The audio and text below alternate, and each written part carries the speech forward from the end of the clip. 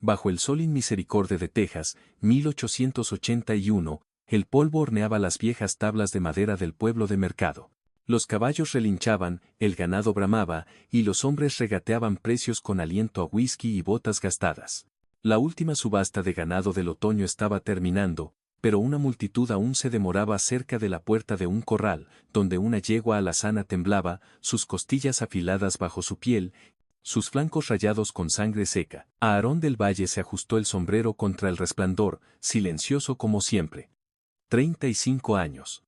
Un hombre moldeado por la tierra y el silencio. Rara vez venía al pueblo, a menos que fuera por provisiones o caballos. Había visto a la yegua esa mañana y había regresado ahora que la puja disminuía. Sus talones de bota golpeaban la arcilla compacta mientras se acercaba. Fue entonces cuando la notó. Una muchacha, no más de 19 años, de pie justo detrás del corral, el cabello pegado a su rostro, el vestido rasgado en el dobladillo. Sus pies descalzos estaban cubiertos de polvo. No hablaba, no lloraba. Sus ojos vagaban, desenfocados, como si siguieran algo que nadie más podía ver. De pie junto a ella, un hombre con una botella en una mano y una cuerda en la otra. La cuerda atada no a un animal, sino a su muñeca. «Tengo una muda aquí», gritó el borracho a nadie en particular. «Creo que salió de mi primera esposa. No habla, ni oye. Pero limpia, cocina, no replica. Barata». Algunos hombres rieron con sarcasmo. Uno escupió en el suelo. Aarón se giró. No quería esto. Había venido por un caballo. Pero entonces lo sintió. No una voz, no un grito, solo una mirada. La muchacha lo observaba. No había desesperación en su rostro, ni súplica en su cuerpo. Solo una mirada, clara, fija en su rostro, y en esa mirada había algo que él no había visto en mucho tiempo. Comprensión, o quizás un reflejo de su propia soledad. El borracho se acercó tambaleándose. «¿Tú? ¿Tienes monedas? ¿Quieres el caballo? Ella viene con él. No voy a arrastrarla de vuelta. No vale el polvo de sus pies». Aarón dudó. La yegua piafaba, soplando espuma por las fosas nasales. La mirada de la muchacha no se movió. Él se volvió, miró al borracho a los ojos. «Me los llevo a ambos». La risa de los hombres cercanos fue instantánea y cruda. «¿Estás comprando ganado o montando un harén, Aarón?», gritó uno. Aarón no respondió. Contó monedas en la mano del hombre. Suficiente para un caballo, no suficiente para un alma. El hombre tiró de la cuerda hacia él, pero la muchacha se encogió, poniéndose detrás de Aarón instintivamente. «Ella es tuya ahora», balbuceó el borracho. «No digas que no te lo advertí. No vale la pena alimentarla». Aarón desató la cuerda, la arrojó de vuelta, guió a la yegua fuera del corral. La muchacha caminaba detrás con pasos suaves y deliberados. No llevaba nada más que el delgado chal que cubría sus hombros. Cuando llegaron a su carreta, se detuvo, esperó, aún en silencio. Él abrió la parte trasera y le indicó que subiera.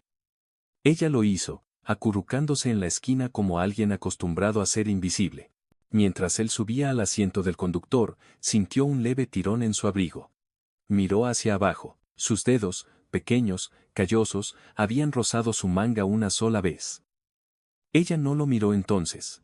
Su mirada se posó en las colinas distantes. Pero en ese único toque, él lo sintió. Ella no le había dado las gracias, no le había rogado, pero había elegido en ese momento confiar en él. A Aarón del Valle, que hablaba más con los caballos que con los hombres, que vivía solo en 200 acres de tierra roja tejana con cercas por compañía y cicatrices que nunca nombró. Y ahora una muchacha que no podía oír, una muchacha que quizás entendía más de lo que nadie había imaginado. Chasqueó las riendas. La carreta avanzó crujiendo, las ruedas triturando el camino de tierra dura al salir del pueblo. Detrás de él, la muchacha estaba acurrucada bajo una manta, el rostro vuelto hacia el viento. Nunca miró hacia atrás. Él tampoco. La carreta rodó a través del anochecer y el polvo, serpenteando entre colinas bajas y mezquites dispersos hasta que los campos se ensancharon y el cielo se abrió a la inmensidad de Texas. La hacienda de Aarón no era mucho a la vista. Solo una casa principal con techo inclinado, algunas dependencias y una larga extensión de pradera donde el ganado pastaba bajo el cielo abierto, pero era tranquila, limpia, y para un hombre como él, siempre había sido suficiente. Hasta ahora, ayudó a la muchacha a bajar de la carreta, inseguro de si saldría corriendo o se quedaría inmóvil, pero ella pisó ligeramente el suelo. Sus ojos barrieron la tierra, no asustados, solo vigilantes, como si catalogara todo sin pedir permiso. Dentro de la cocina, Aarón avivó el fuego y señaló la tetera. Ella asintió y se movió hacia ella sin dudar, encontrando las tazas de estaño y el cucharón como alguien que siempre había pertenecido cerca del fuego y del hambre. Aún así, no había hecho ningún ruido. Después de la cena, él le entregó un trozo de tiza del armario y golpeó el marco de madera de la puerta junto a la mesa. «Nombre», dijo lentamente. Ella lo miró fijamente por un largo momento, luego se agachó junto al marco. Con dedos cuidadosos, escribió un solo nombre con letras suaves e inclinadas. «Sofía», leyó él una vez, luego dos. «Sofía», repitió en voz alta, como probando su sabor en el aire. Ella no sonrió, pero se giró y se fue al granero oscuro. A la mañana siguiente, Aarón la encontró en el establo, agachada junto a la misma yegua maltratada. La yegua, a la que llamaría Estrella, apenas había comido desde la subasta, su pata trasera hinchada por una vieja tensión. Sofía pasó un paño húmedo por el flanco de Estrella, susurrándole con sus manos, no palabras, no señas, solo el ritmo cuidadoso de alguien que escuchaba con sus palmas y su aliento. Aarón estaba de pie en la puerta del granero, con los brazos cruzados. Había visto a vaqueros experimentados ser pateados por menos, pero Estrella se mantuvo inmóvil, estremeciéndose solo ligeramente, y dejó que la muchacha le vendara la pata con paciente tranquilidad. Quizás no podía oír, pero seguro que lo entendía. Ese día, Aarón le dio tareas, cosas sencillas. Fregar las tablas del suelo, hervir agua, limpiar el cuarto de aperos. Ella las hizo sin quejarse, sin preguntar, sin un solo sonido. Cada noche él le dejaba tiza y ella escribía notas en los márgenes de su mundo. Poca tocino, perro cojeando, el viento huele a polvo. Nunca hablaban, pero el silencio no se sentía vacío. Hasta que llegó la tormenta. Comenzó como la mayoría de las tormentas de Texas, lenta y engañosa. Una brisa cálida se levantó al atardecer, rozando la hierba alta como un aliento de advertencia. Aarón miró el cielo, notó una línea de nubes que se formaba a lo lejos, pero pensó que era solo otra tarde cualquiera. Estaba en el cobertizo del ganado cuando ella apareció. Sofía, descalza, con el cabello revuelto por el viento inminente, la respiración rápida pero silenciosa. Le agarró la manga y tiró con fuerza. «¿Qué?», preguntó él, sobresaltado por su urgencia. Ella señaló hacia arriba, sus manos temblaban, sus ojos decían lo que su boca no podía. «Abajo». Él dudó a mitad de camino de revisar un ternero enfermo, pero algo en su mirada intensa lo sacudió y lo puso en movimiento. Ella tiró de nuevo, hacia la puerta del granero, lejos del corral, con una determinación silenciosa que lo obligó a seguirla. Entonces sucedió. Un estallido ensordecedor, no, un trueno. El mundo se partió en dos cuando un rayo cayó del cielo, golpeando el viejo roble que se alzaba justo detrás del cobertizo del ganado. La explosión sacudió la tierra bajo ellos. Chispas volaron, encendiendo el aire. El árbol estalló en llamas y se derrumbó con un gemido que sonó como el cielo llorando. Aarón tropezó hacia atrás, su mente aturdida, los terneros balaron aterrorizados. El humo se elevó en espiral hacia el cielo, denso y acre. Él la miró.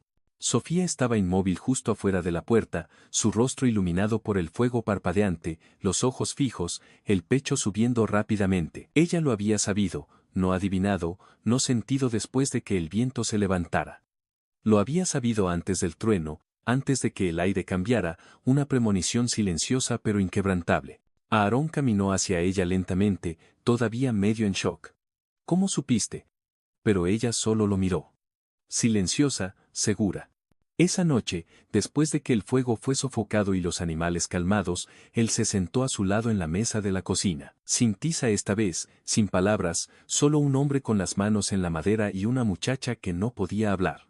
Y sin embargo, de alguna manera ella había oído algo que nadie más podía. No un trueno, no el viento, sino la advertencia dentro del mundo. Aarón se dio cuenta por primera vez en años de que no estaba solo. Miró sus manos cruzadas en su regazo. «Sofía», dijo de nuevo. Ella levantó los ojos para encontrarse con los suyos.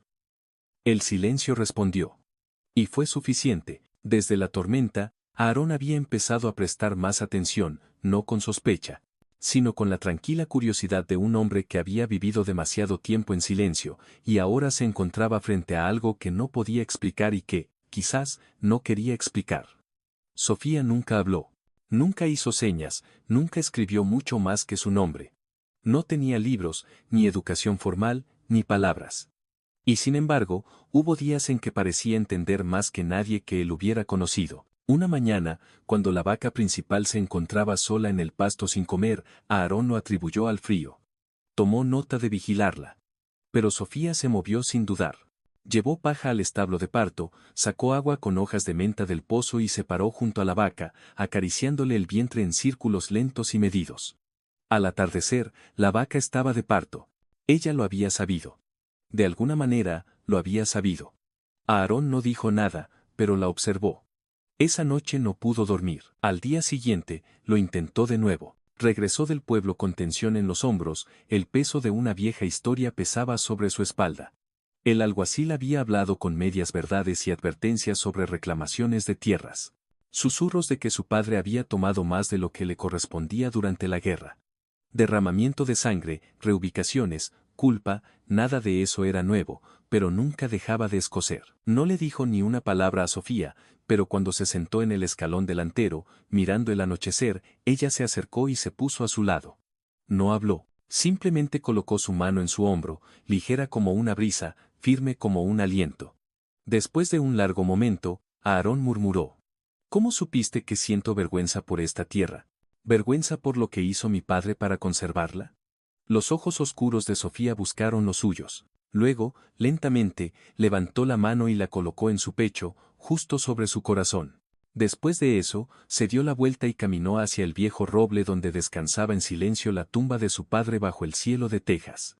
Ella nunca había leído la lápida, nunca había hecho preguntas, y sin embargo, lo sabía.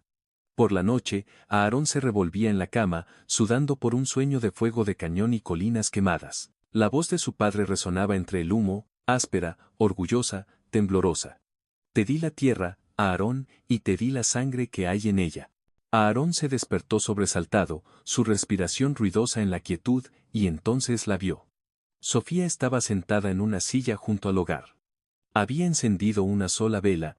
A la luz parpadeante, su perfil parecía tallado en sombra y gracia. Sobre la mesa, junto a la vela, había un pañuelo azul, descolorido, adornado con encaje cosido a mano.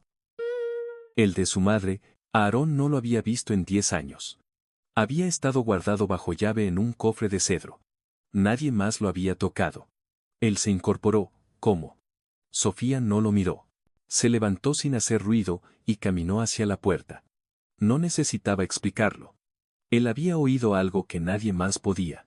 No palabras, no recuerdos, sino dolor, pena, el peso silencioso de la culpa presionado entre las costillas. El sonido doloroso del corazón de un hombre que se rompe cuando es demasiado orgulloso para dejar que se oiga. Y en su silencio, ella respondió. Ella oyó. Y por primera vez en la vida de Aarón, no temió por su tierra, ni por su legado, ni siquiera por su alma. Temió perder a la única persona que sabía lo que sentía antes de que él pronunciara una sola palabra. El primer murmullo vino de la esposa del herrero. Se queda mirando demasiado tiempo al ganado, dijo, doblando paños de cocina bajo el porche, la voz baja pero afilada como un alambre, como si supiera cuál caerá después. Al final de la semana, fue el hijo del predicador quien echó más leña al fuego. Tocó a nuestra cabra, le dijo a un círculo de oídos curiosos, y 2 días después, parió antes de tiempo. Eso no es natural. Nadie había oído hablar a Sofía, y cuantas menos palabras pronunciaba, más ansioso parecía el pueblo por llenar el silencio por ella con miedo. En la tienda general, una mujer tiró de su hijo detrás de ella cuando Sofía pasó, aunque ella solo venía a buscar harina. En la oficina de correos, alguien escupió cerca de sus pies. La mayoría de los días, ella mantenía la cabeza baja. Nunca se inmutó. Pero Aarón vio la forma en que sus dedos se apretaban más alrededor de la cesta en sus brazos, y cómo sus pasos se volvían más silenciosos, como si intentara desaparecer de una tierra que se negaba a olvidar. Él no le habló de ello, y ella nunca preguntó por qué el mundo no soportaba ver la amabilidad silenciosa. Pero una tarde, cuando un joven peón de la hacienda enfermó de fiebre alta, con el rostro enrojecido y convulsionando en su sueño, no fue el médico quien vino. Fue Sofía, se movió suavemente hacia el granero donde yacía el niño. No pidió permiso. Simplemente se arrodilló junto al camastro, Colocó una mano en el pecho del niño, luego en su frente, y cerró los ojos. Cuando los abrió de nuevo, salió, cortó 3 tipos de hierbas de la pared de secado de Aarón: lavanda, matricaria y tabaco de conejo, y regresó con un paño caliente. El niño bebió las hojas infusionadas en silencio.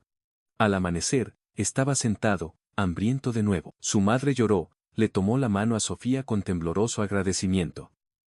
Pero al día siguiente, se la oyó susurrar en el pozo. Ella no preguntó cuáles eran los síntomas del niño. ¿Cómo lo supo? ¿Cómo lo supo? El miedo ya no era silencioso. 3 días después, vinieron con antorchas, no encendidas, pero llevadas como promesas. 8 hombres y mujeres, con las botas levantando polvo, se pararon en la puerta de la hacienda de Aarón. El más anciano de ellos, el señor Navarro, un hombre cuya propia hija no le hablaba desde hacía años, se adelantó. «Queremos que se vaya», dijo. «Esa muchacha oye cosas que no debería». Aarón estaba de pie en la puerta del granero, con los brazos cruzados. No se había afeitado en días, y su rostro era duro como la madera del marco detrás de él. «Ella es muda», dijo. «Eso no es lo mismo que sorda», espetó Navarro. «Ella ve lo que viene antes de que el cielo se mueva. Habla con los animales como si le respondieran. Un buey mío murió la semana pasada y ella fue la única que lo tocó. ¿Cree que lo maldijo? Yo creo que ella está maldita, punto». Un murmullo recorrió la multitud. Dentro de la casa, Sofía estaba detrás de la cortina. Había oído el crujido de la grava bajo sus botas. Había visto sus rostros retorcidos, no con odio, sino con algo peor, certeza. Se movió para abrir la puerta, pero Aarón levantó una mano. Dio un paso adelante, sus botas hundiéndose ligeramente en el barro descongelado, y los enfrentó directamente. Ella salvó la vida de un niño. Quizás ella fue quien le dio la fiebre en primer lugar, espetó una mujer. Aarón no levantó la voz. No tenía por qué hacerlo. Ella es la única persona que conozco que escucha, dijo. No con los oídos, con sus manos, con su aliento, con toda su alma. La multitud se detuvo. He vivido 35 años, continuó, con voz baja pero firme, y puedo contar con una mano la cantidad de personas que realmente me escucharon. No solo mis palabras, sino mis silencios, mis arrepentimientos, mi dolor. Y ella lo hizo sin decir una sola cosa. Se giró ligeramente, sus ojos recorriéndolos. ¿Quieren ahuyentar a alguien por ser diferente, por ver el mundo que ustedes tienen demasiado miedo de enfrentar? Bien, pero tendrán que pasar por encima de mí. Navarro abrió la boca, luego la cerró. Nadie se movió. Luego, lentamente, la multitud se dispersó, antorchas sin usar, botas pesadas. Esa noche, la hacienda estaba en silencio, excepto por el viento. Dentro, Sofía colocó una olla de sidra caliente al fuego, luego se sentó junto a Aarón en la mesa. No hizo señas, no escribió, ni siquiera lo miró, pero después de un momento, extendió la mano, apoyando los dedos en la suya. No era un agradecimiento, era un reconocimiento. Él giró la palma hacia arriba, envolvió suavemente sus dedos alrededor de los de ella, y juntos, en la quietud, escucharon el crepitar de la leña, el susurro de la noche y el lazo que crecía entre 2 almas que nunca necesitaron palabras para hablar. La primera nevada de diciembre llegó tranquila y lenta, como si alguien tendiera una manta sobre todo lo que se había quemado o roto. Sofía estaba junto a la ventana de la cocina de madera, sus dedos enhebrando una aguja a través de retazos de tela vieja, parches de cuero, puños de lana, el forro de un abrigo viejo que Aarón ya no usaba. Estaba haciendo una capa, no para ella, sino para él. No necesitaba oír el viento para saber que el frío se acercaba. Aarón la observó desde la puerta del granero. Ella se movía con un propósito, cada movimiento deliberado. No tenía palabras, pero en las semanas transcurridas desde que la gente del pueblo se había alejado, y él había decidido mantenerla allí, su mundo había encontrado un ritmo de nuevo. Ella preparaba café cada mañana antes de que el cielo se volviera gris, forraba el gallinero con agujas de pino, cepillaba a los caballos en círculos lentos y entrenaba a los potros usando gestos que ningún vaquero había pensado en intentar. Nunca había visto a los animales responder así a alguien. Ella se quedaba quieta el tiempo suficiente para que un potro asustadizo se acercara lentamente. Luego levantaba una sola mano, lenta y abierta, y esperaba. Y de alguna manera, siempre escuchaban. El silencio alrededor del rancho ya no se sentía como soledad. Se sentía como escuchar. Una tarde, Aarón cabalgó hacia la cresta, revisando las cercas antes de la tormenta que ambos sabían que se avecinaba. La luz apenas comenzaba a disminuir cuando su caballo se asustó, quizás una roca suelta o un olor en el viento, y se encabritó. Él fue arrojado con fuerza, aterrizando de hombro primero en la tierra helada. El aliento se le escapó del pecho. Por un momento no pudo sentir nada más que el pulso palpitante de dolor donde su brazo golpeó una raíz saliente. Se puso de pie tambaleándose, sangrando por el codo. El cielo se oscurecía rápidamente. Se envolvió un paño alrededor de la herida e intentó caminar, pero cada paso le producía un dolor agudo en las costillas. Cuando tropezó en el patio, la última luz se había desvanecido. Sofía salió corriendo de la cabaña antes de que él pudiera llamar. Ella lo había sentido. O quizás simplemente lo había sabido, uno de esos extraños e inquietantes instintos suyos que nadie podía explicar. Ella lo ayudó a entrar, lo sentó junto al hogar y le quitó el paño de la herida con dedos suaves. Su frente se frunció mientras trabajaba. Trajo agua, limpió la herida y le aplicó un cataplasma de milenrama y savia de pino. Él la observó. Siempre lo sabes, susurró. Ella lo miró a los ojos. Luego, sin previo aviso, le llevó la mano a la cara, luego presionó sus labios, suaves, cálidos, contra el borde de la herida. Elías se quedó inmóvil. El fuego crepitó, y la habitación pareció contener el aliento.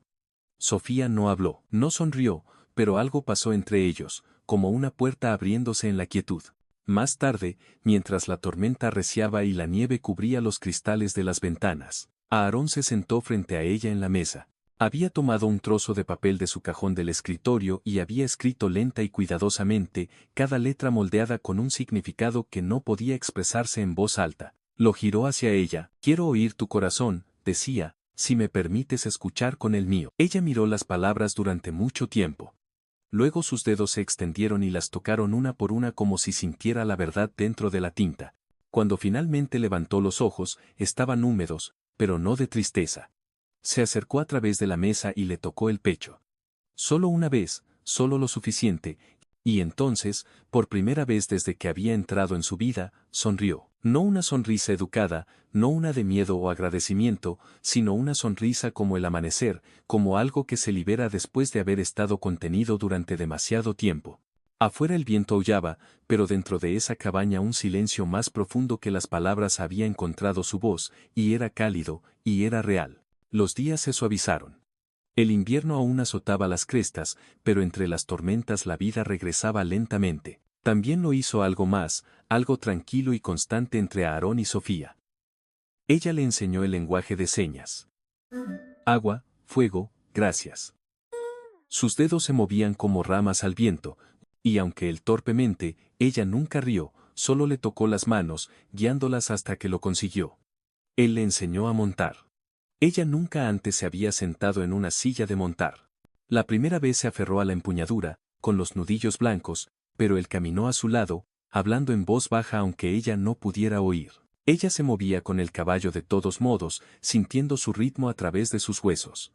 Construyeron una pequeña habitación anexa a la cabaña, parte refugio, parte santuario. Allí compartían comidas y silencio junto al fuego. No necesitaban palabras. Sus miradas decían más de lo que el lenguaje podía. Él notó cosas. Ella sonreía cuando los pájaros se reunían al atardecer. Se sobresaltaba con los ruidos repentinos del fuego. Siempre sabía que se acercaba una tormenta. Una noche, él deletreó una frase con señas temblorosas: tú llenas este lugar. Ella lo miró, luego tocó sus dedos en los labios de él. No un beso, solo un gracias, una forma de decir, yo también te oigo. Entonces llegó la tormenta. Aarón se había quedado dormido junto al fuego después de reparar cercas todo el día. El cielo había estado en calma. Sin advertencia. El farol parpadeaba bajo. Se despertó con la mano de ella en su hombro. Sofía. Le tiró del abrigo y señaló hacia el granero. Afuera, el viento había cambiado. Las nubes pasaban rápidamente por la luna. El aire se sentía extraño, eléctrico. En el granero, los caballos se agitaban. Sofía se movía entre ellos como el viento, tocando cada flanco, tranquila y segura. Un crujido fuerte en lo alto. Aarón levantó la vista. Una viga se había agrietado. Tenemos que moverlos. Gritó. pero ella ya estaba sacando a la yegua, haciendo señas rápidamente. El techo se caerá ahora. Juntos movieron los caballos al refugio cerca de la casa. La lluvia golpeaba el tejado como puños. Justo cuando el último animal cruzó la puerta, la viga norte cedió. El techo se derrumbó donde acababan de estar. Aarón se giró. Sofía estaba de pie, mirando cómo se derrumbaba el granero, el cabello empapado, el pecho agitado. Él la miró. Realmente la miró. Ella seguía enraizada, parte del viento y la lluvia, no separada de ellos. ¿Cómo lo supiste?, preguntó. Ella se tocó el pecho, luego señaló el cielo. Él entendió. Ella lo sintió.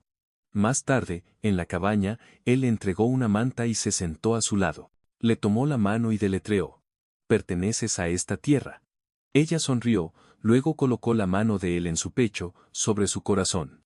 Y por primera vez, él sintió su ritmo, tranquilo, constante. Ella no oía como los demás. Ella oía más profundamente, y Aarón en ese momento supo que él también había sido finalmente escuchado. El viento que una vez llevó susurros ahora traía pasos. Vacilantes, luego confiados, algo había cambiado en el pueblo más allá de las cercas de Aarón, no ruidosamente, no de repente, sino en silencio, como la mayoría de los cambios reales comienzan. El primero fue Tomás, un peón con un hombro desgarrado. El médico estaba en el este y nadie más sabía cómo vendar una herida correctamente. Llegó una mañana gris, las riendas en una mano, el otro brazo flácido. Aarón lo vio desde el porche. «¿Qué quieres, Tomás?». Tomás asintió, mirando más allá de él hacia donde Naya estaba arrodillada junto al huerto de hierbas. «Oí que ella arregla las cosas en silencio». Aarón asintió lentamente. «Lo hace». Naya se acercó sin decir palabra. Examinó el brazo, sus manos firmes, su frente arrugada por la concentración. Se movía como si escuchara no palabras, sino algo más profundo. Cuando presionó el punto correcto, Tomás hizo una mueca, luego suspiró aliviado. 2 días después, llegó una viuda. No había dormido en semanas. Naya se sentó con ella al anochecer, sus manos suavemente apoyadas en sus hombros hasta que el temblor cesó. A la mañana siguiente, la mujer regresó con un pastel y un pañuelo de encaje hecho a mano. «Para la muchacha», dijo. «La que oye más de lo que nosotros oímos». Ese invierno pasó con menos voces alzadas, menos nombres escupidos con miedo. Aarón y Naya vivieron como antes, en silencio. Pero ahora, la gente del pueblo de paso se quitaba el sombrero, algunos dejaban conservas junto a la puerta. Cada mañana, Naya escribía en la pizarra junto a la cocina: «Hoy será un buen día». Lo siento. A veces se equivocaba, pero la mayoría de los días tenía razón y, poco a poco, la gente lo creyó. Luego llegó el domingo que lo cambió todo. La escarcha acababa de desaparecer.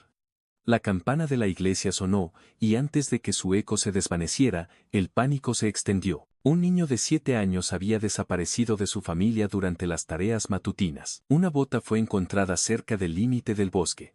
Nada más. Los hombres gritaban, las madres lloraban, los perros ladraban. Cuando Aarón y Naya oyeron, él tomó su abrigo. Naya, ya a su lado, le puso una mano en el brazo, luego se arrodilló. Presionó sus manos contra la tierra, palmas, muñecas, todo su antebrazo. Luego gateó hacia adelante, deteniéndose, rastreando marcas sutiles, una piedrecita desplazada, una ramita rota. Él se levantó y caminó. No miró hacia atrás, pero lo siguieron, Aarón, luego Tomás, luego otros a través de matorrales, por crestas, por lechos secos de arroyos, hasta que en un claro anillado de cedros, lo vieron. El niño acurrucado bajo un árbol inclinado, su tobillo hinchado, su rostro manchado de tierra y lágrimas. Naya corrió. Se arrodilló, le revisó la pierna, le apartó el cabello de los ojos. Luego miró a Aarón, no orgullosa, no triunfante, solo aliviada. La llamaron lo que realmente era. La muchacha que oye con el corazón. El viento se movió lento esa tarde, rozando suavemente la hierba alta, como si recordara cada nombre que alguna vez se había susurrado en esta tierra. Habían pasado los años. La hacienda seguía en pie, curtida, más sabia, envuelta en el ritmo constante de una vida sin prisas. Aaron caminaba un poco más lento ahora, y el cabello de Naya se había vuelto largo y plateado, pero ninguno de los dos llevaba la cuenta de años y números. Contaban el tiempo en estaciones, en momentos guardados silenciosamente entre dos manos, en la forma inaudible en que un corazón dice: Todavía estoy aquí. Los niños venían la mayoría de las mañanas del pueblo, del borde de las colinas, de lugares donde las palabras a menudo se lanzaban demasiado rápido o se olvidaban con demasiada facilidad. Aquí encontraron algo más. Aprendieron a escuchar, no con los oídos, sino con todo su ser.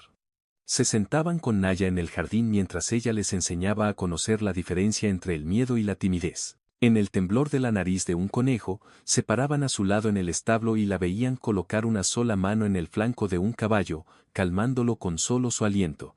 Ella no enseñaba con reglas. Enseñaba con el silencio, y con la rara y preciosa forma en que sonreía cuando entendían algo sin tener que decirlo en voz alta. Aaron construyó un banco de madera bajo el álamo detrás de la casa. Allí se sentaban la mayoría de las tardes, él y Naya, hombro con hombro, observando cómo el sol se ponía en las colinas. En esas tardes, ninguno hablaba mucho. No tenían por qué hacerlo. Él servía 2 tazas de té, aún calientes de la tetera, y ella le tomaba la mano, su pulgar trazando un ritmo lento en el dorso. A veces él sacaba una vieja armónica y tocaba una melodía sin nombre, y ella cerraba los ojos y se balanceaba como si pudiera sentir la canción ondear a través del anochecer. Luego, una tarde, mientras las sombras se extendían por el campo de trigo y un silencio caía sobre los árboles, Naya se volvió hacia él. Había aprendido un poco de habla a lo largo de los años, no mucho, solo lo suficiente para leer los labios y pronunciar algunas palabras cuidadosas. La mayoría de los días todavía prefería sus manos. Pero esta vez habló con su voz. Una voz no acostumbrada a ser oída, suave como una hoja cayendo en la nieve. No necesito sonido, susurró. Solo a ti. Aarón parpadeó. Por un largo momento, no dijo nada. Luego asintió suavemente. Su garganta se apretó mientras respondía, te oigo, siempre lo he hecho. Se quedaron así hasta que la última luz se desvaneció del cielo. A la mañana siguiente, llegó un nuevo grupo de niños. Naya escribió una frase con tiza en la pizarra de madera clavada junto a la puerta principal. Lo hacía todas las mañanas como un ritual. Hoy decía: el día será amable. Lo siento. Nadie preguntó cómo lo sabía, simplemente le creyeron.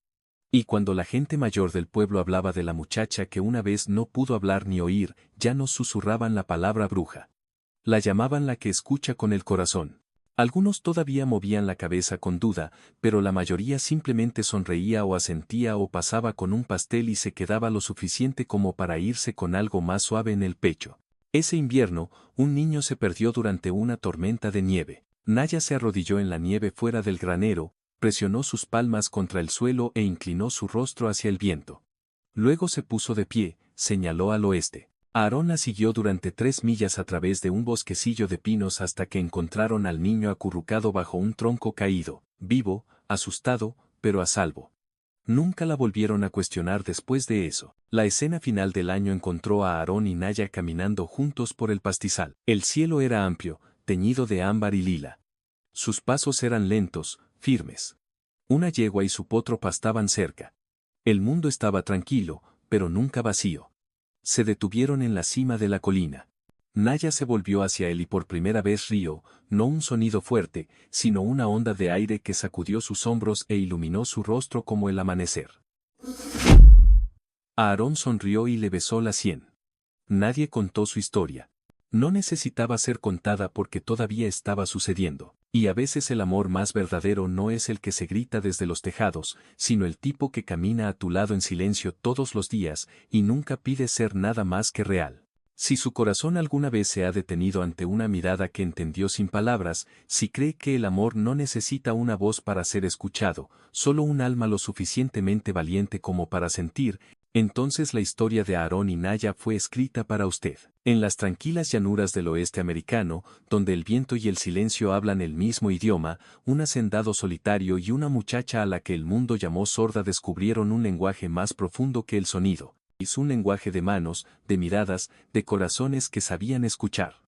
Gracias por recorrer este viaje con nosotros. Si las historias de amor que perduran a través del prejuicio, el dolor y la gracia tácita le conmueven, suscríbase al canal de Aquí, el amor no solo se cuenta, se recuerda, se reclama y resuena mucho después de que la última palabra se desvanece.